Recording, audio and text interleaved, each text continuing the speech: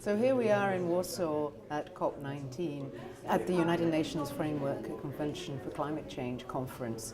As we know, the IEA says that passenger and freight vehicles are probably going to double by 2050, so it's really important that we bring transport into the picture.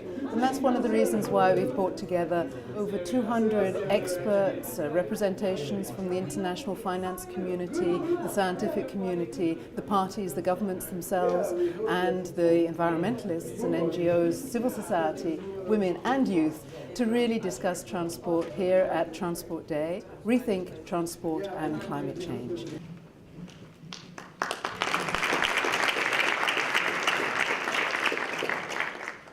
The message from Rio Plus 20. Transport, sustainable transport is a key driver of poverty eradication, of social inclusion and integration. Clean transport systems can have a deep impact on public health. Road safety and air pollution reduction especially have significant benefits. How do we see that 2015 is a critical year in the climate change arena, in the climate change agreement, and finalizing those agreements? The Warsaw Statement is a declaration coming out of this conference, Transport Day 2013, that affirms the need to connect sustainable transportation and sustainable development.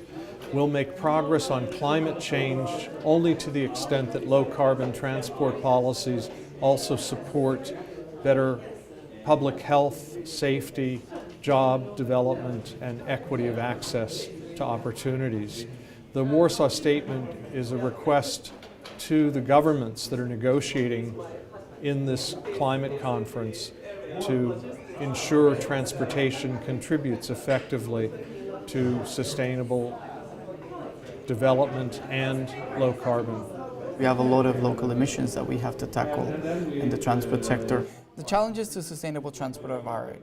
They range from those that everyday users identify, such as congestion, road safety problems, to broader issues related to climate change and economic impact. Cars, scooters, rickshaws, brace yourself. Another one joins you in your chaos and misery. The good news is that solutions to these challenges are well known and have been described as sustainable urban transport that includes economic measures such as congestion charging, parking policies, fuel pricing, and the integration of urban development policies to urban transport. Well, I think Indonesia has been quite progressive in approaching the NAMAs. It all started in the 2009 where the government of Indonesia announced unilateral efforts in Copenhagen for reducing 26%. And from that, Indonesia had been moving very progressively and developing NAMAs. And I think we are one of the first country that submit NAMAs in transportation. The Sustainable Cities Initiative was started at the bank about 3 years ago. And we are working basically in middle-sized cities with the aim of identifying the key issues that are important for sustainability in all aspects, economic, social, and of course climate change is one of the main issues that's been tackled. This is a new item for many mayors, and we are trying to help them in the design and the development of the cities. Many institutions, partnerships, and groups are taking action to support these measures and promote their implementation. They range from development banks, cooperation agencies, to civil society organizations and large partnerships.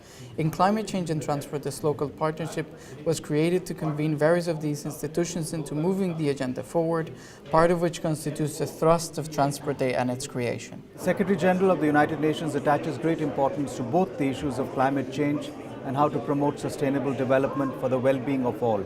So we have to twin the interest of people and the planet, and in that, transportation plays a key role to benefit the well-being of people and to protect our planet. Transport is one of the largest sector that has the high mitigation potential. It can contribute to about 25% of the CO2 mitigation potential needed to achieve a 2 degrees target within our scenarios. It actually has a potential to more than half its current state of emissions, going to about 14 gigatons of CO2 to about 6. It also has a potential to reduce about 1/3 of its current energy consumption, so it has a huge mitigation potential altogether if we take the right avoid, shift, and improve mechanisms to improve the way we deliver transportation services. Transport as a sector contributes 20% of global emissions.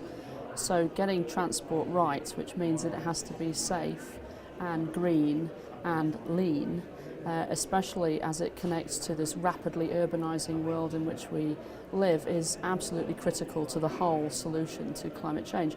That means that we need to leverage significant amounts of private sector finance into metropolitan and national transport systems. We think that that's possible. The transport community is alive to this problem, and I think that having this kind of transport day at the conference is incredibly important.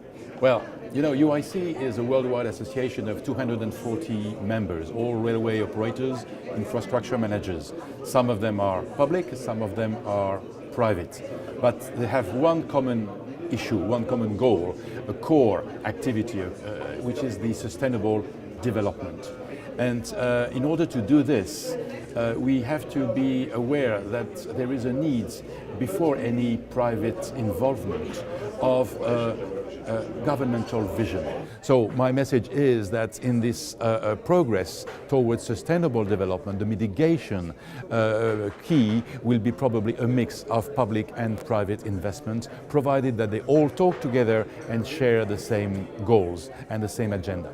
Transport Day is only one of those activities. There are regional forums, policy papers, and permanent discussions on key topics on how to integrate sustainable transport into the agenda. I think that one of the key conclusions was that we had in the last session was transport sector should continue to talk to itself, but if we really want to make an impact, we should start talking to the outside world in a much more profound manner.